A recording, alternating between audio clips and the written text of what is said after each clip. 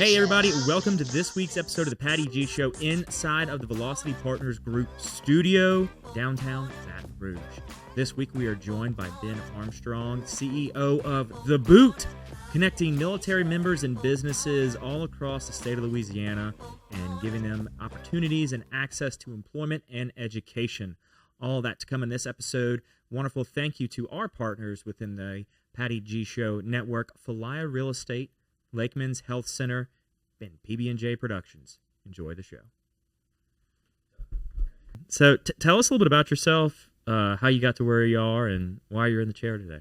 Yeah, I'm in the chair because we reached out and said we'd be a good story. But no, my name is Ben Armstrong. I'm originally from Thibodaux. My dad was an athletic trainer at Nicholls State for 14 years. Then he got hired by the NFL Europe, which took us out of Thibodaux to London, England. And then he got hired by the CFL. We moved around a lot. And then I decided I went to high school in Alabama because we ended up there. And then I decided to join the military because I wasn't good at school.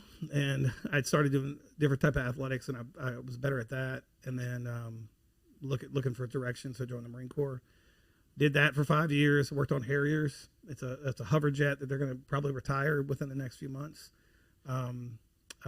It was in the movie True Lies, if anybody remembers that movie. I love how he just talks about hover jets. Right. It's just like, oh yeah, these Harriers. I mean, so it's like, oh, these Harriers. There's different types of jets, and the Harrier hover lands. It's called a V-stall aircraft. But worked on that. Got to go to Afghanistan and Iraq for the very beginning phases of that. And that's where I really got the military veteran bug. Got out of service, used the original GI Bill. I moved to Texas because I served with a bunch of guys from Texas, moved to Central Texas, experienced some real issues with using the GI Bill. So what is the GI Bill? The GI Bill. Those that aren't aware. Right. So the GI Bill is basically if you serve in the military, you get a benefit to go to college. Okay. The original GI Bill basically gave you a stipend every month while you were in college, $2,000, and it would help you pay your tuition for your stuff. And then the new GI Bill, I've used both of them. The new GI Bill pays your tuition outright, and then gives you a stipend while you're in school. And so as a person that's exiting service, if you want to go use the GI Bill, or if you're interested in education, the system is really set up for you to get educated at a very low to no cost. And so I used the original GI Bill. I was moved to Texas. I was paying out-of-state tuition, but I was a veteran, and I was like, I don't understand.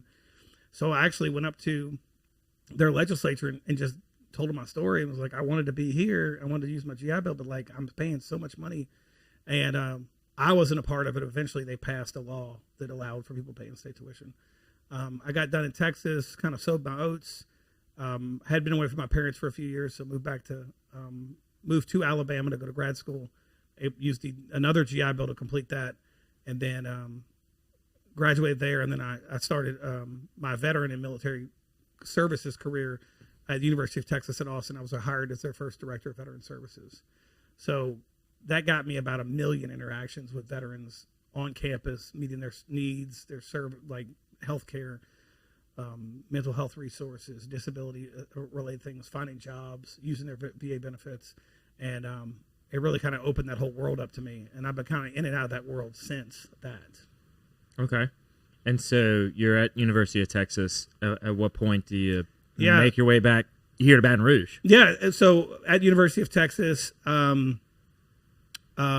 my wife's originally from Alabama. We think about having kids. Just thought getting back to Louisiana was the answer, and started looking for opportunities to get back here. Luckily, because of the military, as a Marine veteran, you kind of have a built-in Marine network that at least another Marine will talk to you at least once. And if you're not a crazy person, they'll help you out. And so reached out to my network, was like, hey, is there anybody we know in South Louisiana? There was a assistant, it's CAO, a secondary CAO. I forget what the term was at the city of New Orleans. But he was managing a 4-parish grant around Homeland Security for Plaquemine, St. Bernard, Jefferson Parish, and New Orleans Parish. And I reached out to him on a Sunday. He called me about a day later. He's like, someone has passed away. Would you like to take their job? And I was like, well, I want to get to Louisiana. So came back and worked for him and for kind of adjacently to the city of New Orleans. I didn't really have to be there. I was working for 4 parishes and did that. So what were you doing? So basically, there's these things called UASI grants, which are Urban Area Security Initiative grants, and it was creating collective resources and collaboration between large metro areas that potentially could be impacted by terrorism or extreme events like hurricanes, stuff like that. Hurricanes, tornadoes, earthquakes. And so the Orleans area... That's a pretty good place to be for hurricanes. Right. So it's a targeted area. For years, they thought they were a soft target for terrorism. A few years ago, it was proven. And so the idea after September 11th and Katrina was get these big metro areas to work together. So when something does happen, they have a capacity in place to work together. And so it was fun for me because I was born in New Orleans. I lived there for a day, then we moved to Thibodeau. And my parents had a real experience in New Orleans in the 70s when it was just wild down there. But they didn't really go anywhere out from around Tulane. That was their New Orleans experience. And I was able to go to Plaquemines Parish. I was able to go to Violet. I was able to go to those areas around. I got to take a trip to the very beginning of the Mississippi River, all part of that job. And so my dad's he's like, well, you know the city way better than I did. You get to see different areas of the city than he did. And but to kind of go on the entrepreneurship stuff is that I know when I got back here, I noticed that kind of just in general in Louisiana, the veteran resources and services around employment or anything like that just weren't really existent. Texas was on the moon compared to everybody because a lot of people got out of service and moved to Texas. It was just like Houston was the fastest growing city for veterans from 2001 until 2010. Majority of veterans were getting out going to Houston. So why were they drawn to Houston? I think people like the idea. I think a lot of people get caught up with the idea of no income tax. They don't really do the math. They just hear it. And they don't understand that you can get there and your property tax could be through the damn roof, but you're not paying income tax. Right. And so I think Texas is a great place to rent. Yes, I can imagine. So I never bought anything in Texas. I rented when I lived there. But but I had peers because of my experience at UT Austin and in Houston. And even though I was working for that grant, I was kind of moonlighting, doing veteran stuff, trying to build our profile as a state to get people to bring stuff over here. And that eventually got me to a job with a group called Next Stop, which was a veteran employment nonprofit headquartered in Houston. They were looking to expand outside of Houston. I was waving the Louisiana flag pretty hard. I think an MBA group did a study on where they should go. And then the guy who was executive director at the time, my friend John, was like, hey, they tell us we should go to Arizona and, Nevada and, Oklahoma. And I was like, yeah, but they're not as fun as Louisiana, so come over here. And so they basically hired me, said, go raise $100,000 and put 100 people to work. And, I got to go be in the wilderness and just build that. I had a support system in Houston, but I was a one-man team here in Louisiana. $100,000 and put 100 people to work? Right. So basically I was a case manager and a nonprofit development person. Oh, 100 people... 100 veterans to work. Right, I'm sorry. Okay. Yes. I thought they're like, hey, here's $100,000, go hire 100 people. I'm like, they're not going to work for very long. It was a 1 hour event. No, it was basically, I appreciate you putting a finer point on that. It was, hey, you need to basically raise the money to fund your travel, the related benefits. And we want to put 100 people in jobs this year. So that was building the recruitment infrastructure, the partnerships with employers, and then the partnerships with funders to find that money. And I had support, but it was on me, go and do. I did that for 7 years, was living in this area, but I was really working in other parts of the country. I was working in Dallas, supporting Houston, West Tennessee, Western Kentucky, Huntsville, Alabama, those areas that didn't have services like we had here in Louisiana or in Texas, and just seeing that they had the similar environments that we had here before, and just kind of putting those pieces together. Hey, you want to hire veterans? Everybody says yes. Okay, well, what is your tool to do that? Well, we don't have anything. Okay, well, we can do this, but we need this amount of money. And then you see if you can find the funding locally, support it. See if you can find the funding, regionally or international or nationally from the federal government to support it. The different pockets of areas that grants can work and stuff like that. And so I got a lot of good organic experience of building out different projects with different people that prepared me for what I'm doing now. So, and you're doing all of this, and you say you're putting these people to work, and you're going to these different cities and states and everything. Are you just knocking on doors of businesses, or what's the outreach look like? How does that process? So I think it's you learn it while you're doing it, right? Yeah. And so I think it's a great question, and I think it was what I started to see. I mean, years ago, someone told me when I was doing the thing in the Marine Corps, they told me, and I don't know if you ever saw the show Transformers, if you remember Transformers. Transformers? Yeah. More than meets the eye. Yeah. There was a thing whenever the Transformers would change from a truck into the robot or whatever, where it would go into like this green schematic, and you could kind of see through it. And when I was working on the aircraft, one of the older guys was like, eventually this is going to look like a transformer for you, and you'll see through it, and you'll see the system that's in place. And this light doesn't work. There's a switch over here. There's a wire between them. I got to go look at that. And so, and that's the one thing I've really kept. Well, that's one of the things I've really kept with me from the Marine Corps is like system thinking, because they taught me how to troubleshoot electrical systems, but electrical systems have pieces to them, and there's connecting wires. And so when I first started kind of venturing out with Next Stop and trying to build these regional relationships, I would just go to communities and I would try to meet with the veteran and military people in the community. So like a VFW or somebody who's online that's doing some kind of like meetup or a cookout, or, you know, people that are like me, to talk to them about, hey, we're doing this in Louisiana or we're doing this in Houston. Do you think this will work in Huntsville? And they always say, hell yeah, but they wouldn't have any idea what to do. And so just with dumb luck and before AI, I started looking around and I was like, well, talking to these people are like preaching to the choir. They're going to agree with me, and they can help me find veterans that need jobs. They can help me find veterans that are underemployed, but they're not going to help me find the money, and they're not going to help me find the employers. So where do I go? And I was doing some work with Louisiana Economic Development, or I knew who Louisiana Economic Development was, and I knew who Geno Inc. was, and I knew kind of started learning these hybrid kind of chamber / economic development entities. And I was like, well, why wouldn't I talk to them instead in these different areas? And so I just started, I looked at when chambers in targeted areas would have like chamber after 5 events, or any kind of like, business card trade or speed dating in the morning. It's going to those and kind of getting to know the people. Everybody you go talk to had a talent issue, all of them. Like, people can't show up to work on time. They're all doing drugs, and they don't know how to respect people. And I was like, well, my population can show up to work on time. A lot of them don't do drugs because they can't, because they're in the military, and they know how to talk to people. And so I started exploiting the chambers and the local economic development entities.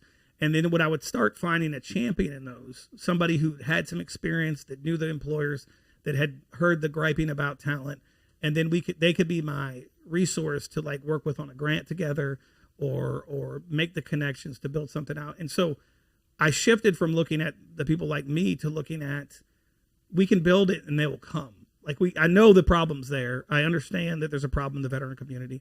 And it's a translation issue traditionally, or it's an access issue with them being able to access employers or their community.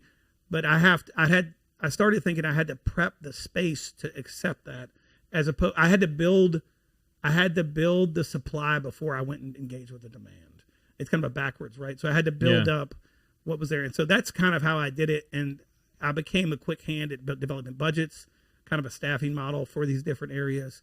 And, I started to say that it's the same people. I'm sorry, it's the same titles, it's just different people. There's an external engagement person at each chamber. There's a this at each economic development agency, a workforce person. And I was able to kind of plug and play with those people in those different areas. Got it. And so then from there, how did the boot come about? Yeah, so I'm in the middle of doing stuff like that. I had a peer, his name is Andrew Ward. He's our founder of the boot in Lafayette with an organization called the Acadian Veteran Alliance. And Andrew kind of started an organization in that area during, he was in business, kind of got out of business, and was like, hey, we have needs in the hub city area that aren't being met.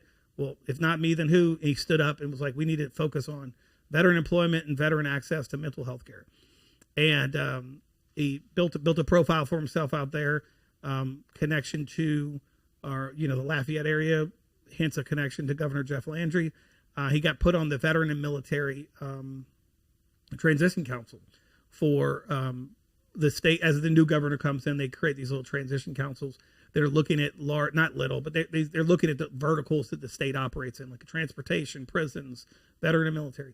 And I think when the new governor was coming in, there was a real conversation about, well, it was in the media about our decrease in population, right? People were training people here, we're educating people here, we've got jobs here, but people are going to Texas. They're going this way. They're going that way. And they had done some public information, like strategic stuff, like public come home Louisiana, but there wasn't a lot behind it other than, public information campaigns. And I think they were looking for tangible ways to like really go after this issue of people leaving the state. And so they bounced around and kind of asked the different transition councils for their inputs on some things the state was experiencing. And Andrew stood up and was like, they're doing this thing in Indiana. It's called InVets, and they're looking at recruiting military talent to Indiana. They don't have any bases in Indiana. They don't have bases with people serving in that state. And he pitched, we have them here, but he was like, I know a good bit of them are leaving. Like, could we do something about that? And the idea took off, and Andrew called me and said, hey, you're doing this in Memphis and in Huntsville. Like, what would it look like if we did that? If we did something like InVets here in Louisiana? And I was so good at just throwing together grant budgets and everything, 15, 45 minutes. Hey, this is what I'm thinking. It would take this many staff. I think it's about $1.5 million a year. I did some quick math. I think this is your economic impact of bringing or retaining someone from the military here. Yeah, this is what it is. And he shared that with the governor's people. And hey, we need to be in Lafayette tomorrow. Come talk to him about this and pitch it. And I was like, all right. And so I'd been at my last job, the job before that, for about 7 years. And I was kind of looking for a way out because we were a great organization. There was 3 leadership changes while I was there, and I persisted through all of it. Yeah. But I was just looking, I got to do something new. And I always wanted to like, what if I did stuff here, right? Instead of running all across the state or the Southeast. And sat with the governor briefly. He was like, makes sense to me. Like, we'll try to get it in the budget. And then we went, then I got, I was like, okay, does that mean it's real? And basically we pitched him an organization, The Boot, which is in place to recruit, retain, and return military talent to Louisiana.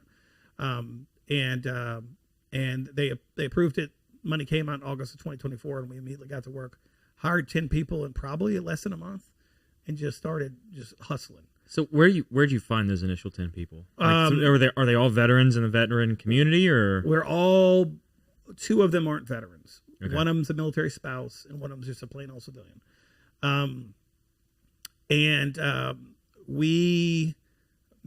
Andrew, I would give it to our founder. He started, poking and prodding on LinkedIn and things like that, and looking at people that were around kind of what we were looking for. We were looking for geographic spread.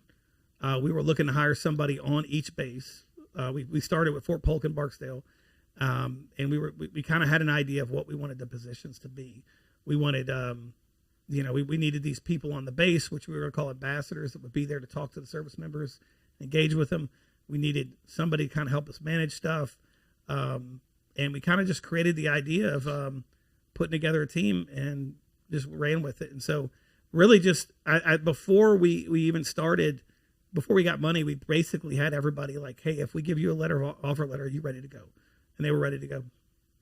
I love it. And so what is Jay's kind of walking it through on the right. website here, but what is the process, right? So you've got folks at each base. What can they expect? What's the first step? What are they being told while they're sitting there still in service? Yeah, so we really have 2 customer bases. One, we have candidates or individuals exiting the military, and then we have companies in Louisiana. So to put a finer point on it, our candidates are only people that are exiting service. So we made a very conscious decision only to work with those that are in service that will be getting out. What's the timeline from when they'll be out to while they're like? Is it, hey, you got 6 months left? You got 1 month left. You got a year left. So it's a year, right? So about a year. Okay. So people will sign up with us 8 months to a year out organically. I think the military now pushes them to start thinking about what's next, mm-hmm. and then they'll sign up with us, and we have a CRM that kind of manages them based on their time that they're available. Yeah. So we have low placement, which means that they still need to work on their resume. If they get out in a year, we have medium placement. It's like, hey, they're getting in the area where they need to start like being serious, and we have high placement. It's like they're available in 90 days. And so what happens is they go to our website and they can get started, and they do just an application. That application then alerts our team. We use HubSpot. It goes in there and it pushes them through like a business deal. But their deal is us attempting to find them employment in the state of Louisiana. So they provide us some information about who they are, what they've done in the service, where they want to live in Louisiana, and what kind of industry they want to get into. And then we work on the back end to match them with our partners or to match them with communities based on kind of what they share. They get a case manager, that's somebody that works with them full time to try to land them into that career or connect them to a real estate agent or something like that. Basically, their case manager is the ambassador, is what we call them, to the state, right? With the support of our leadership team. And then if they're interested in education or like some training, we walk them through and connect them with people. And then they're either won or lost. We keep them here or we don't. We've kept more than we lost. But in some cases, it's just their expectations of salary or the type of job they're looking for. It just doesn't exist here. Like they want to get involved in some kind of mining or something. Like we have some mining operations, but not a lot. Mining, like literal coal mining. Oh, like okay. Yeah, Is that a hot profession? No, it's for not the a hot. military? A recent guy. No, it's not. But people are like working in the railroads and stuff like that. Not being like a conductor all day working on the railroad, but like people that are logistics based stuff. And we have railroad here, but it's weird how it's kind of, and there's not hubs here. And so in some occasions, our industries just don't align with their desires.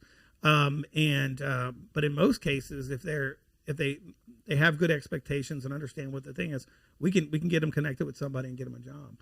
And that's what the experience looks like on the service members side. There's another wrinkle to that. We also do these things we call Louisiana community experiences. A big part of what we knew about the service members is that they're serving at bases in Louisiana. And I mean this in the nicest way possible, but there's Fort Polk, Leesville, Louisiana. I don't know if you've been out there. I've been to Leeville. Right. It's just, it's its own place. And it's hard to get there, hard to get out of there. Mm-hmm. And it's not like on a night you could run to Baton Rouge or run to New Orleans and go see a show and then get back there. It's 4 hours. Round trip. It's a while. And so people love parts about that, about living in that community and stuff, but it's not always directly connected to an economy that they see themselves in professionally. There's no jobs like that here. And so what we do with the Louisiana community, same with Shreveport, Bossier, different profile economically up there, different opportunities. But if you want to do oil and gas or maritime, you can't do it. You got to come down to South Louisiana. Shreveport's upstate. Right. Hi, this is Ned Fasulo with Velocity Partners Group, and this is the VPG Marketing Minute. As we mentioned in previous minutes, we want to talk again about Google Gemini. Again, as far as AI platforms go, I can't find a better platform out there for the marketing, consulting, and sales world. But in terms of just everyday business use, businesses who are constantly trying to grow and expand or potentially add new products or services to their mix, I don't know that many people realize how valuable Google Gemini is as a market and product research platform. If you have the right amount of prompt and the right amount of input with the right amount of financial data behind it, you can produce single geography or multi-geography or even national to international scope market research reports that help you understand if the path that you're about to take is the right path, and if the products and services that you are putting together have a high concentration of competition in certain markets or certain areas of the country. This has become an invaluable tool and one we use regularly for our clients and for free in a world where normal reports of this type would cost tens of thousands to hundreds of thousands of dollars from large international consulting firms. But AI and Google Gemini have now put this right in the palm of your hand.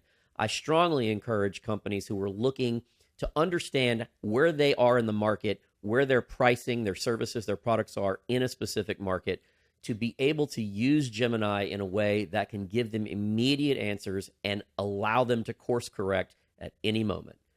Thanks for tuning in. That was the VPG Marketing Minute. For more information, contact us anytime at www.velocitypartnersgroup.com. So what we do is we do these events where we take like 15 to 20 active service members on basically a Chamber of Commerce trip to different parts of Louisiana. We through our budget, we pay for their lodging, their travel. We bring them into a community. We introduce them to VIPs in the community. We introduce them to the chambers, employers. We walk them through, introduce them to the community. We had 20, some of them here last fall, or I'm sorry, this spring, in Baton Rouge. Came through. Some people from the council came and talked to them. We're able to do a lot of events, and it's kind of pushing Louisiana upstream with these people that are behind a fence that often don't have the ability to engage with it. Yeah. And so that's really what we do for our candidates. We placed 296 people in jobs since August of 2024. Wow. Only in Louisiana with Louisiana employers. That's our target. And these are only people that are getting out of service. So we work with them because they have an expiration date, right? Veterans become a little bit more complicated because they get out, they get a job. Maybe it's not the perfect job, but they want the perfect job. And it becomes a little bit of a time vampire. But with a service member getting out, they kind of don't know what they want. And if they do, they don't know how to connect to it. So we try to empower them right there. And we're on average, we're working about 200 people that are interested in being in Louisiana. We know where they want to be. We know what kind of roles they want to be in. It's just finding the right people to connect them with. And so that's what the candidate experience looks like. There's a different experience in a way that we've engaged with employers. But I'll let you ask any questions you have about the candidate side before I jump all into that. So the candidates, they're obviously getting some help on their resume boosting. And then we were a little bit earlier talking about kind of the education piece on the candidates. What are they coming to you with generally their biggest question? Yeah, so I think it's good for people to hear. So there's really 4 E's that you can do when you get out of service. You can get employed, you can get education, you can be an entrepreneur, or you can enjoy yourself and just be retired. And there's a lot of people that get out of service and they go off to the job market. They getting paid by the military because they spent so many years in, and they're retired. They're going to enjoy themselves. But the other 3 E's, and I like to call them the chicken foot because the bottom of the Mississippi River is called the chicken foot, and it's like something that people can remember, is so we were set up to solve employment, right? It's like you want to get a job, we're going to help you get a job in Louisiana. Yeah. But that's an A plus B equation. Right. That's a very simple math formula. But D started showing up, or E started showing up saying, well, I want to go to school. Okay, and then other people started showing up. They was like, well, I want to start my own business. What do I do? And so it comes up to us, if we're going to make this an accessible state, we have to solve these other things. And so we're about 2 years in now, and so we started looking at education and some things that we found. So people would come to us and they ask about education, and I think in the immediate, because of my experience at University of Texas at Austin, my staff would just look at me and be like, hey, can you just, you know how this works? Just so it's not my job as the CEO, but like my staff is not built to put people in education programs. So just come talk to me. I'd have a little quick 30, 45 minutes, send them on their way, connect them. Hey, this is what you're looking for at a college campus. This is what you need to do. Oh, by the way, if you're thinking about this, you should look at a community college. What's a community college? What's a technical college? And so in those conversations, we really started noticing like, wow, does anybody really know what's available in education in Louisiana? And a lot of the service members you talk to, they're not looking at, as education, because they're only thinking about they're going to eventually stop getting a paycheck, and they need another paycheck to replace it.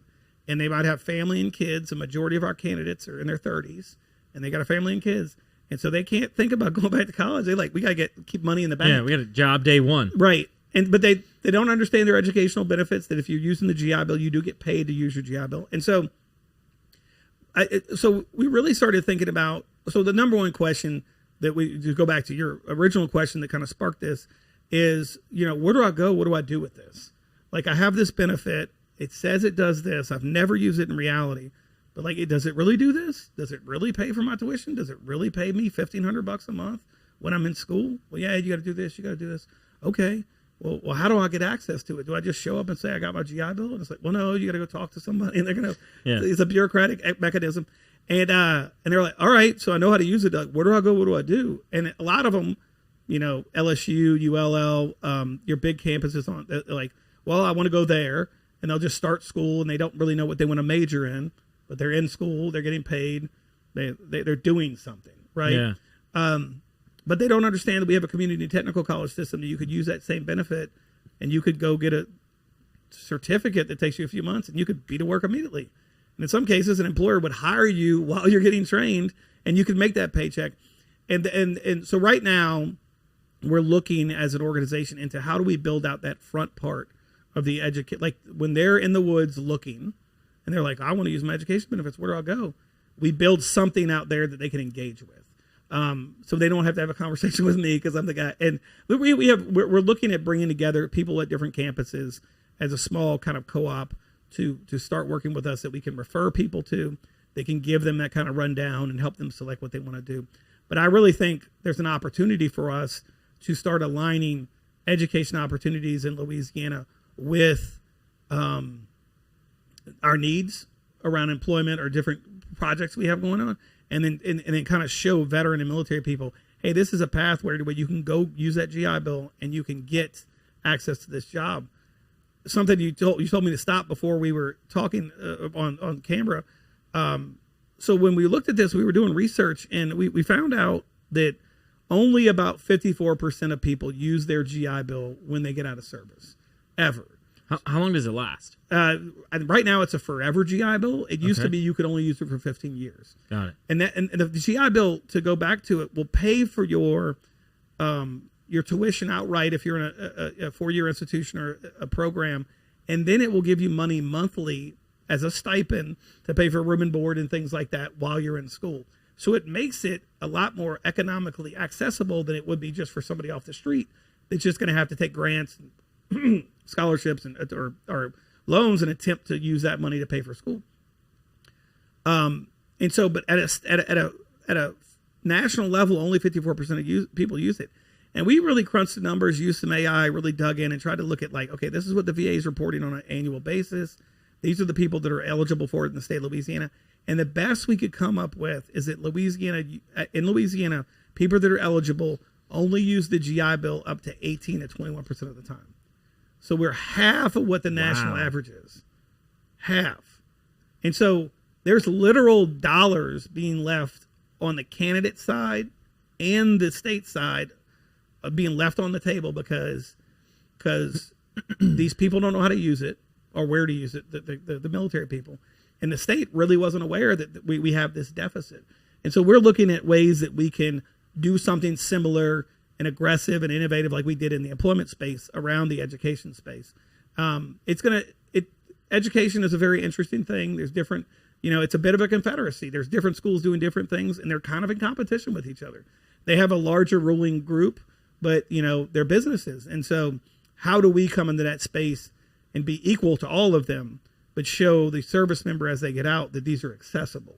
And that's what we're kind of noodling on right now to figure out what the next step is. Yeah. So what is the top 5 professions that they're looking at on the education side that they want to go get educated for? We don't really know. I can tell you what we know. The top 5, it's all technical and mechanical. Okay. These people get out and they're interested they've got heavy logistic experience in the military. They want to do logistical things on the service. They have a technical or mechanical skill. They worked on missiles. They worked on aircraft. They worked on testing equipment to test things. They want to do things similar to that, using those skills, understanding in some cases you can't go work on missiles in Baton Rouge. There's not missiles that you're going to there's not a missile depot. At least in the general public. Right. So there's not like a missile depot or I don't know what the defense infrastructure looks like around here. But we're not building a lot of missiles. We're not doing maintenance on missiles. And so, but they understand they enjoy technical related work. They want to do it, and they can't. They're trying to figure out where to put it to work. A lot of good IT and cyber experience. They want to continue to do similar things like that. And last is operations. They're kind of all they all cut their teeth in operations. They're all leaders. They all have extensive experience understanding budgets and stuff, and they want to do something similar to that in the civilian world. The biggest barrier to that is they often have a different language in the military than you do in the civilian world. So they don't really know how to. They're kind of going by 2 ships in the night often. This business is over here, and they do something one way. The service member's over here, and they could do that job, but they don't know how to tell them they could do that job, and they don't know how to access them. Yeah. And then the last one is trade-related stuff. So guys who are heavy equipment operators in service, they engage with things like pipe fitting or welding, but they're trying to figure out how they can, with that understanding that they want a paycheck, how they could go get into something trade-related. And we actually have a grant right now with performance contractors where we're basically paying for the training for 50 people to become welders. So we're going to work with performance. Oh, wow. We're trying to hone in on the training location and kind of the area, but we're basically going to performance and their staff is going to provide the training. We're going to pay for the training, and there's a high opportunity that they will be hired by performance or one of their competitors as a helper or something while they're going through that training. So it's a great opportunity to kind of earn while you learn, and then you come on the back end and you have you have a skill and you can get paid more. And so we're looking at ways to kind of formalize that desire that they have. Yeah, well, I mean, the trades is one of those sections of the economy and the market that is so underserved and so understaffed, like extremely understaffed, and it's going the other way. Yeah, like you're having so many people not going to trades where your cost to do trades is going up through the roof because there's not enough providers, and you've got a pool of people that it's getting smaller and smaller every year because nobody's going into it because it's not well educated on the front end how lucrative it can be to be in the trades. Yeah, so I'm going to put some out there in the universe right now that I probably shouldn't, but I'm just gonna so somebody can watch this video and they we can always clip it. No, that's fine. Let's do it. So I 1,000% agree. And so the kind of entrepreneur spirit here is like I hear people talk about skilled labor all the time. Mm-hmm. You've been hearing it for years. We've all been hearing it. Like there's not enough skilled labor. It's the graying of the skilled labor. And you absolutely hit the nail on the head when you said skilled labor is becoming more expensive because the people that are doing it aren't leaving. They're having to pay them more to go do the jobs. And so there's not a lot of answers on the front end, though. And I told you about one we're attempting to do to create welders. But we went to Washington Mardi Gras this year, and I heard a lot of people talk about skilled labor. And I was like, okay, so what are we doing? And I just heard about it so much over the years. I went to somebody and I said, would you give me funding to hire someone and literally put their title as skilled labor workforce development person? And he was like, okay, and so what is that? And I was like, and then they will go talk to people that need skilled labor, and we will figure out how to get skilled labor to them. We will figure out the front end of it. There's a lot of programs. There's 2 programs I'll tell you about that are free for the military. Well, not free. They're either free or they can use the GI Bill to get quick skilled labor training in America. There's one called Forge Now in Dallas, Texas. Okay. Forge Now is a 6-week program. You use the GI Bill. They make you an HVAC guy. They make you an electrician, I think, a facilities manager, or a plumber. And they make you like a beginning, all that thing. Like an apprentice. An apprentice. I think you go right past the apprentice level and you're ready to go. And we're sending people over there and they're boomeranging back to Louisiana. So we're doing that through our work at Fort Polk. But like, could we grow that up and tell people in the National Guard or tell other veterans and all, hey, if you want to be HVAC, go there, use your GI Bill, and come back, and we will connect you with a company here in Louisiana. That's one example.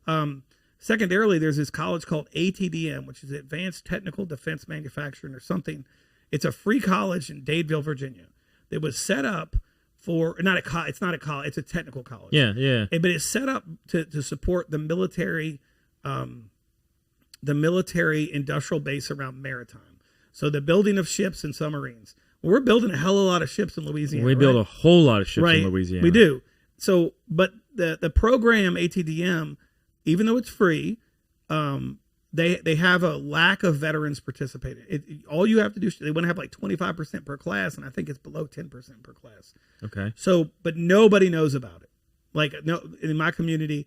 And so we're looking at, can we become the person that communicates it here, have a relationship with ATDM, send people up there and boomerang them back to Louisiana. Mm-hmm. And so we've done some initial outreach to like Bollinger, Textron, and Hornbeck, and those large ones.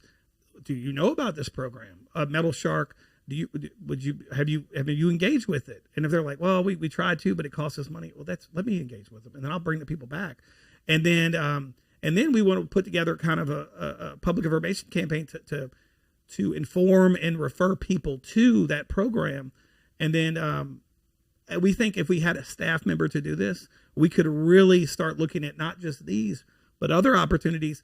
And there's nothing that says that a civilian, non-veteran in Louisiana, like a high school kid, could go to these programs. Now, they're going to have to pay for the program in Dallas, but they don't have to pay for anything. Virginia, they got to show up and pass the test. Virginia's free for anyone? Anyone.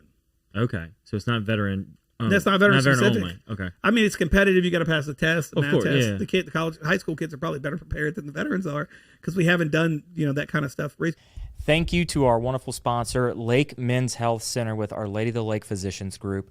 Guys, I know it's tough to get out and go to the doctor. I know it's challenging to find time in our busy days, but I promise you, signing up to be a part of this group with Dr. Curtis Chastain and Dr. Tyler Boudreau, you won't regret it for several reasons, but most of those being the fact of the time it saves, where you're able to get in on the same day, get that appointment done, and spend that time you need to talk with them about what your health goals and concerns are, as well as ensuring that the financial investments you have, you will be able to live out and see those come to fruition. So if you're an investing guy, you know all about and planning for the future and investing in the future. There's no other more important thing to invest in than your health. Make sure you go check them out. Our Lady of the Lake Physicians Group Men's Health Center, and tell them Patty G sent you. But I think for me, it kind of sparks is with Louisiana. We sometimes don't see these opportunities and don't see how they can boomerang back to our economy. And so with the skilled labor thing, I'm real bullish on trying to get in that space and create something, because everybody's been saying the same thing forever. Yeah. I mean, you've got, I think it was probably a year or so ago, where a plumbing company was putting a billboard out saying they'll give you a $10,000 signing bonus to come and be a plumber. Right. Like, the companies are out there. Like, my family owns an industrial plumbing business and an industrial landscaping business. Right. Right. So 2 trade businesses. Yeah. And it's so tough to find people going in those trades that it's like, yeah, we need to solve it. And if it's military members or veterans that are going to be the solution, great. Right. If it's another way, to your point, where it's civilians at that point, that you got high school students that don't want to go to a college, great, let's go to the tradesboro. Yeah. Like, there's got to be some type of – education at some level for military while they're in it, and for high schoolers while they're in high school. There's multiple paths you can go. You don't have to go down this singular path that's not going to fit everybody. Yeah, and if we can't do it here, why not exploit stuff that's going on nationally and just, Yeah. Why we don't have to build it. If other people have built it, then exploit it. And so one of the benefits of what we do is, say I found a veteran that was interested in ATDM and they came to me with their hat in their head and they're like, look, I can't get up there. I don't have I'll pay for the plane ticket. Because we have that within our funds that we can do things to support their, we do that with the Louisiana Community Experiences. I'll pay for the plane ticket. I'll show the need. I will go get sponsorships to support a travel fund or something like that. Yeah. And so that's what we're interested in at the Boot, is really like, how do we understand that there's a system in place? How do we work around it to make success happen for our employers and for the candidates? Yeah, and get it to a place where it's a seamless transaction. Yeah. You come in, here's step 1, 2, 3, 4, 5, 6. Right. So what does the Boot look like on the employer side? Great question. So that was kind of the biggest question we had as we came in. We knew if we built it, the veterans would show up, the service members would show up. We knew that they was a need there. And so what do we do for employers? And we have people from employers and from Louisiana Economic Development on our board. And we kept talking to them like, what do you want? What employers want? What do employers want? And two things came up. One is they're like, we just want to be able to access them. Like, the translation that I spoke about earlier is the hardest thing. People don't know the language of the military. They don't understand what I did, my service, my rank. In some cases, they've tried to learn it. They're not going to learn it. It's a different culture. And they're like, we just don't know how to access them. And then often when they apply these resumes, we cannot read or understand. And so we want to talk to them, but we don't know how to do that. And 2, it was like, we're really supportive. We're really supportive, and we want them to know that. And so I thought about it. I was like, well, what can we do? And, the model out there a lot is just, here's jobs.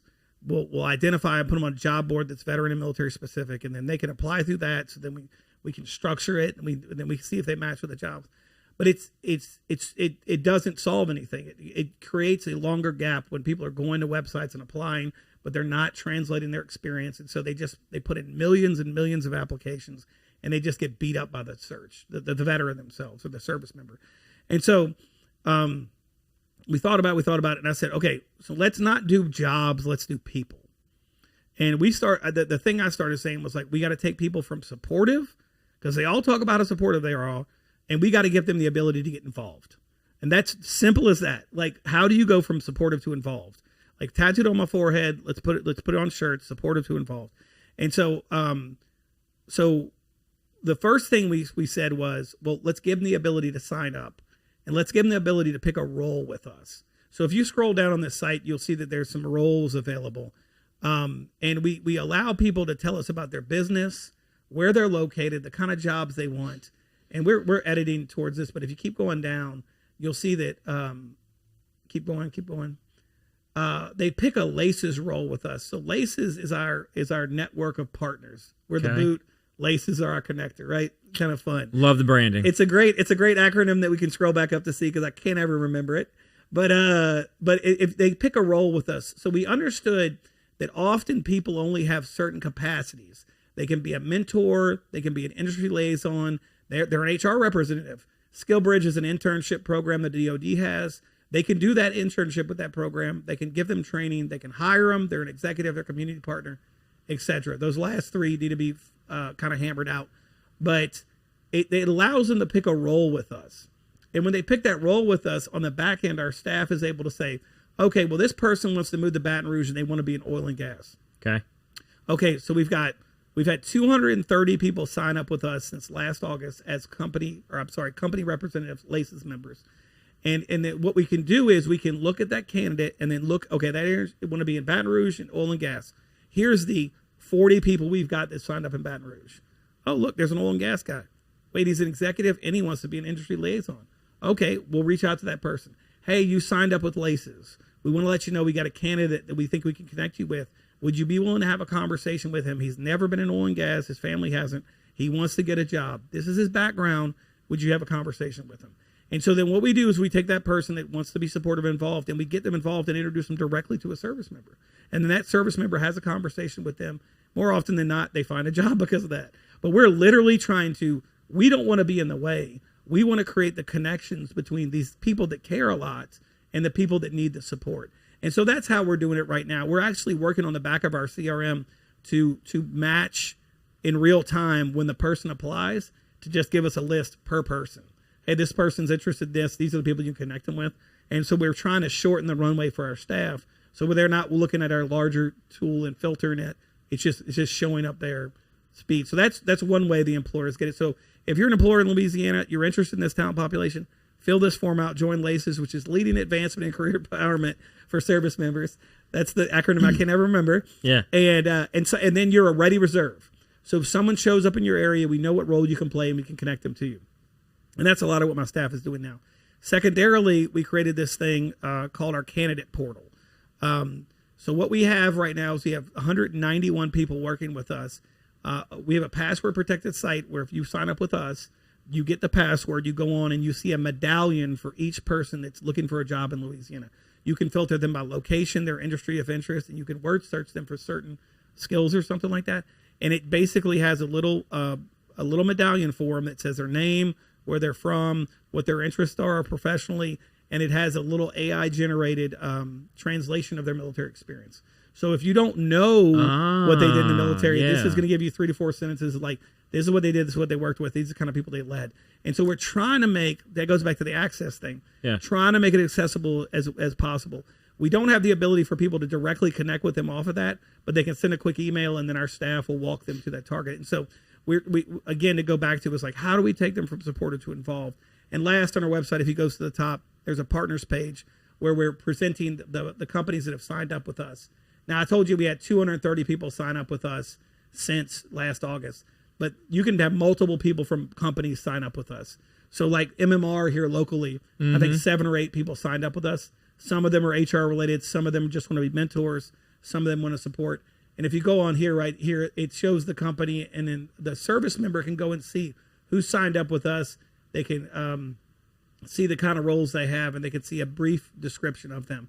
So we're trying to get companies out and about and more in front of service members where they're looking for careers and everything like that. Not a job board. Yeah. But the ability to go see that and come back to your case manager and be like, man, I read about Bossier City. I really want to go there. I read about one of these things. It's alphabetical, and at the top you can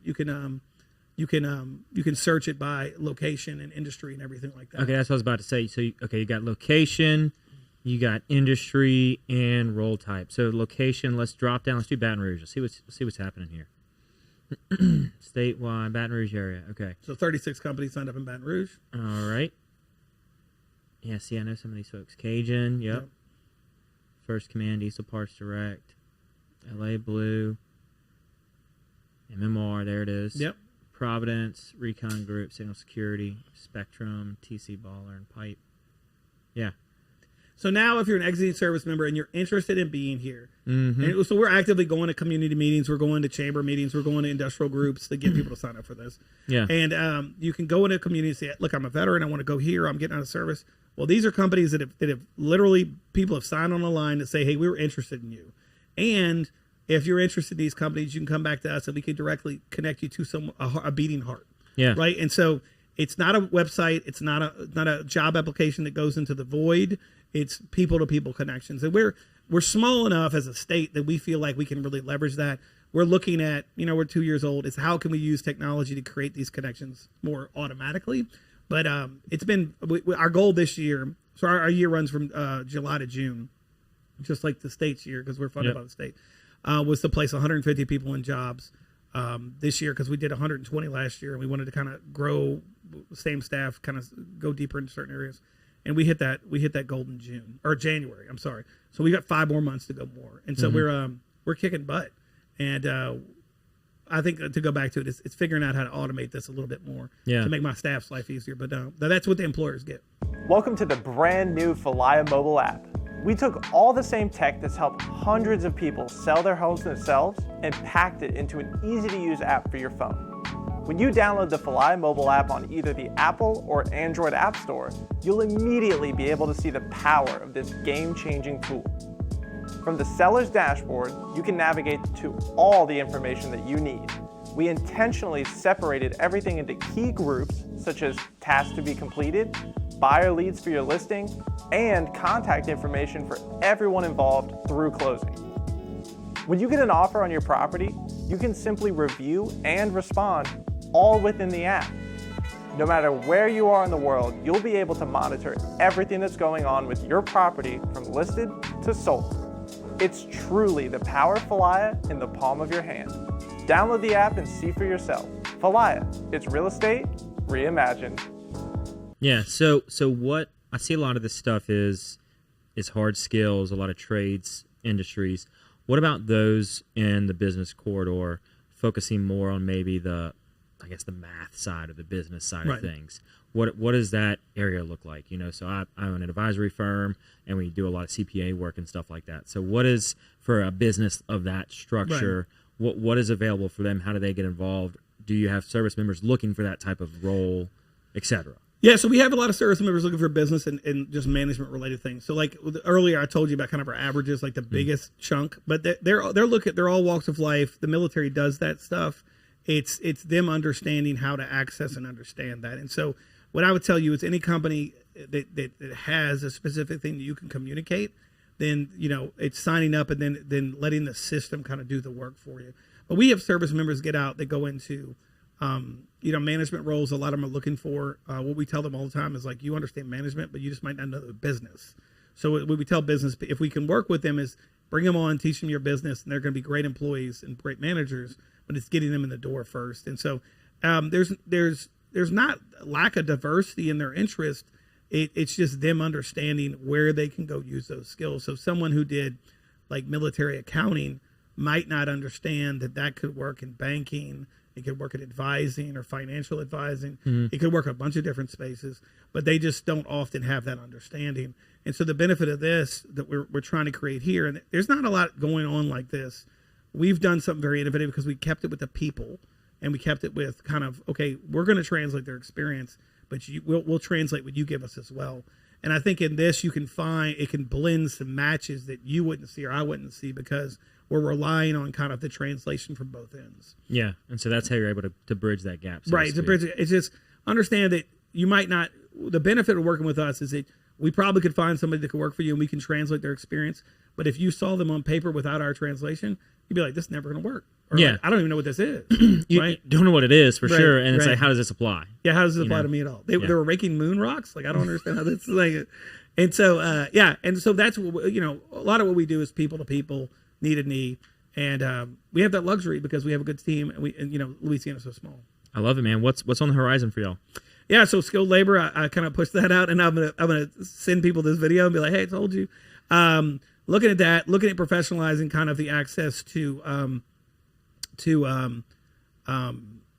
education, and the one that you'll be interested in is entrepreneurship. So There's a lot of resources just for anybody who's interested in being an entrepreneur. But everybody goes through the same kind of, it's akin to being a veteran. Like you walk into the space, there's these resources, you don't know what you don't know the language, and you got to go through engaging in certain things. And so we're in the beginning phases, and I'm not going to say with who. We have an entity at the state level that's working with us to joint fund a veteran entrepreneurship director for the state of Louisiana. And what we want to do is we want to say, if you're serving here or if you're here and you're interested in starting a business or growing your business, we're going to have someone that's going to build pathways for both. So someone to look at all the different resources across the state that are doing entrepreneurship related things, either it's training or they're a hub of activity or an accelerator, and identifying what those are and making them accessible in some manner like we did with the employers. And then building out a path for you to start a business or to get into the space. But also, what are these resources that LED has? What are the national resources around veteran and military businesses? Can we rein all those in and show a pathway? I think you would understand. There's so much out there, and nobody's done the work of saying, I'm not going to be, but I'm going to build an understanding of what theirs are. And so those will kind of be the next things. We'll finalize those 3 E's. We're hoping to grow our staff. We're hoping to put a staff member in New Orleans at the military base down there. It's not as big as Barksdale or Fort Polk, but there's a lot. There's service members down there. So we want to cover. I keep saying we want to cover the state knee to knee, shoulder to shoulder, or shoulder head to toe, knee to knee, shoulder to shoulder. And so we're looking at that. We recently went up to Monroe and started looking at some of the stuff going on with data centers up there. In Shreveport, there's some regional and national things around data center training. So can we align service population that we meet at different bases across the country? And can we say, if you come to Louisiana, not only can you get trained, but you can get a job? And so looking at the needs of Louisiana. So that's kind of what's in for us. We'll grow as an organization. We'll serve more. And, always excited to meet new people that are interested in this talent and get them signed up. Absolutely, man. I love it. So as we kind of start to round out the show, we have a set list of questions we ask every guest. So the first one is, what is something you did as a kid you wish you could still do today? Something I did as a kid that was just, let's see. I guess ride bike. Those cement culvers we have in South Louisiana. Yep. Used to ride my bike in that all the time. There's no way I could do that anymore. I was smaller, and that edge we would ride our bikes all the time in those. And I think if I go back, it was fun. It was like having a half pipe, but I can't do that anymore. Yeah. It's not, your body doesn't bend that way. I'm too big. The bike's too big. That's wallow out. So that was a fun thing we couldn't do. That'd be one that I can't do anymore that I really enjoyed, that I miss. So you've been, in military, you've been in business, and now you're helping the military get into business. So what are like 3 lessons you've gathered along the way? One is know the difference between movement and action. This is something that we said in the Marine Corps a lot that I kind of heard, but I never really, I worked on aircraft. I wasn't a combat guy, but they would talk about movement versus action. And they would say is that movement gets you killed, action is you killing, right? So that's horrible language with the Marine Corps. It's the Marine Corps. But yeah, we're a killing machine. We're a cult. But the idea that I've used it as is if I don't do things just to do them. And if you're doing things just to do them, understand that that's movement. And movement is just going to get you tired, but action delivers. And so thinking intentionally to yourself, like, okay, am I just doing movement for the sake of movement, or am I doing action? And, so that's one thing that I always think about is movement versus action. You said 3. I think another one is I'm very, fast moving. I have an idea. I want to build it. I can see the pieces of it, but I've had to learn how to let people come along with that. I'm actually going through a process right now where we're looking at implementing a chief of staff because I brought people into a space that they had little to no experience in. And I've been in the wilderness for 7 years, like building out systems in different communities. And I'm very good tactically and operationally, but I need to be strategic. And so I've learned that I need to understand and pace myself to allow other people to come on. And if it takes a week longer but they understand their role already and they understand what they need to do, then it can be more successful longer. It won't be us having them like, okay, we did this, it worked, but you did all this. And so, like, get out of the weeds, right, for lack of better terms, and allow people to catch up before you start. Build a group before you start running, and run together. And I think last, something I've learned, I mean, just learn how to work a budget and finance. Like learn how to be involved in your financial stuff. I think often, even as I move into a chief of staff, it's like, it wouldn't kill me to spend one day a month looking at our QuickBooks, looking at our expenses and everything like that, and then be intentional, like every other month, is to look at how we're spending and stuff like that. And I think it's if you set yourself up to be involved in it consistently, because I know it's not sexy, it's not fun, and you walk away from it and then you come back to it and you spend like 3 days getting back up to speed. But if you're involved in your finances, even if you have a CFO or a fractional CFO or something, but just get your hands around it and make that part of what you're doing as a leader. It makes you more dangerous to go get another job because you understand finance and you're not relying on somebody else. And two, I think it can make sure you have a more firm picture of what's actually going on in the organization and where there's opportunities, right? You might be able to do more because you're like, well, we're not spending the amount I thought we were going to spend. And if you're not involved in it, you won't see that. And then, your organization could just be slower than it needs to be. Yeah, I hear you. Financing and understanding that is extremely important for every person. Right. It is. We don't train anybody on it. Yeah. Here's a checkbook. Go. Here's a credit card. No, I think it's those are they're trying to focus and discipline myself to those things as I move forward. Yeah. So what is something you love about Baton Rouge? Love about Baton Rouge. I've more recently, within the last 2 years, fallen in love with like different pockets of Baton Rouge. I never saw it as pockets. I saw it as kind of a monolith. And then I've been able to have the opportunity to go or intentionally let myself go and look at certain things as its own separate thing. Right. And I think it's easier to access Baton Rouge like that, where you're like, oh God, but it's like you can go somewhere and have a little individual experience there, and it's separate of kind of everything else. And so it's not really neighborhood based. It's like geographic. I can do this here. I can do this here. I can do this here. And I like that. I also like that, Baton Rouge is fairly small. You can get to places easy. And it's got fun stuff with the food. Obviously, I'm a big guy, and so there's a lot of good, unique food opportunities for you to engage with. That often I think people when they don't look at the pockets, they don't see beyond like the Canes and the Starbucks and everything like that. But a lot of different places you go in the Baton Rouge, you can find a local version of that's better. Not that Canes is bad, but I'm saying there's different opportunities to engage with. Good food, good little community pieces everywhere. You got to engage with it. Yeah, absolutely. Yeah. Okay. Well, for the final question, what can I do to help you? What can you do to help me? Tell that person to give you that money. No, I think it's just if what everybody can do to help us is understand that we're a state that decided that this population that was exiting service was good to go after and keep here. Everybody in the state's supportive. So if you can get involved. We've built the tools for that and participate. If somebody is looking, or you send them our way, right? So be the connector, be a force multiplier for what we're doing.